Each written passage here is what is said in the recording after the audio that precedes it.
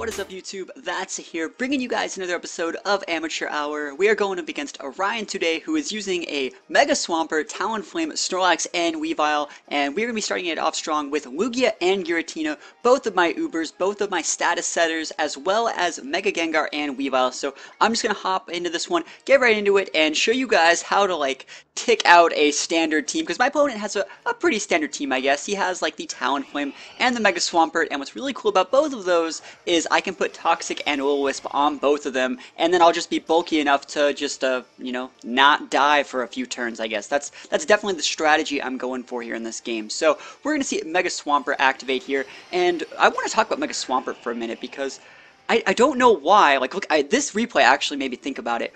Why isn't Mega Swampert used? Think about it. It has Swift Swim for if you have a Kyogre. I'm talking about in VDC 2016. If you have a Kyogre, Mega Swampert's great, and if your opponent has a Groudon, well then you can just Earthquake them, or, switch in your Ray and Waterfall them. I think Mega Swampert definitely has potential in VDC 2016 that no one is taking advantage of. I'm sure it could probably get Roar for Xerneas, and then it also just gets access to, Wide Guard, so, I feel that I've discovered Mega Swampert too late in the season, so if you guys have thoughts about Mega Swampert, let me know about that in the comments below, and I'm gonna get back into this game here. You see my Giratina is activating leftovers, and I've definitely skipped all the boring stuff. I have statuses up on both of my opponent's Pokemon. Talonflame is poison because you can't burn a fire type, and Swampert is burned because you can definitely burn a bulky physical attacker. So at this point in the game, what you really want to do is you want to protect with Giratina when you use Shadow Forces, and I completely get read like a book here. I protect with my Giratina, and I eat a huge stabbed Flare Blitz from that Talonflame. He takes a ton of recoil, and just chunks my Lugia, but it's going to activate my Citrus Berry, so I'm fine. And I've talked about this earlier, Citrus Berry on Lugia, it seems so value. It's just about as value as Citrus Berry was on Cresselia back in 2013 and 2012. It's just, you almost restore so much HP that it just drains the hope from your opponent. That's definitely how I see it. So we've taken out the Talonflame, we're getting another proc of those leftovers going, and Swampert, we're pretty much just going to ignore it at this point because it's burned. I guess maybe that's why people don't really use this Pokemon, because if you burn it, it tends to become kind of useless, but I do want to use it. It gets potential for Roar, I'm sure, I'd have to check, but Roar, Wide Guard, Waterfall, Ice Punch, Earthquake, Rock Slide, a bunch of really cool moves from this guy that people definitely aren't taking advantage of. So we go for a burn on Weavile now at this point, so we're burning everything, but also note that Weavile totally flinched my Lugia with an Ice Shard last turn. Think about it. Why do you need to flinch? Or sorry, why do you need to use Fake Out when you can just flinch everything with Ice Shard? Because he's definitely holding that King's Rock, similar to the way I run my Weavile.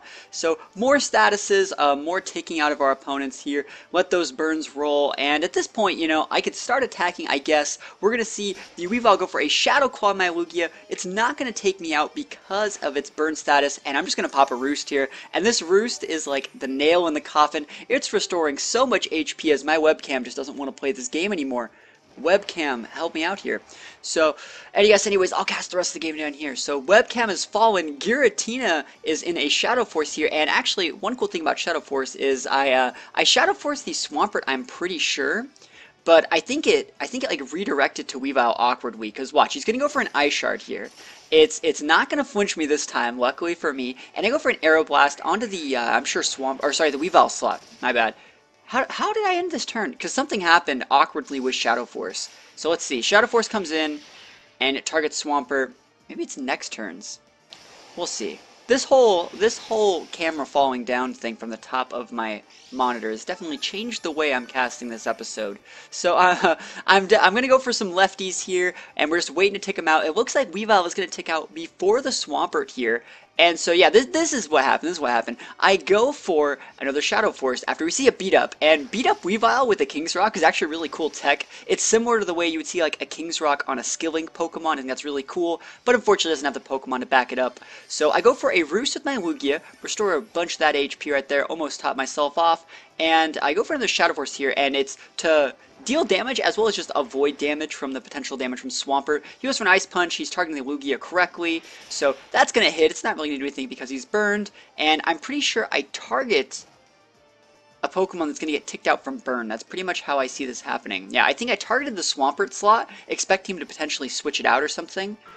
and I think it gets redirected to Weavile. Actually, I'm going to see how this goes, because I just don't remember. Because if I targeted the Swampert, you'd have to assume it would just go into that Snorlax slot. But then it's a ghost type attack, and so it wouldn't affect it, so I don't really remember what happened. So he goes for an Ice Shard here. He's assuming I'm probably going to KO it. Maybe he's fishing for flinches.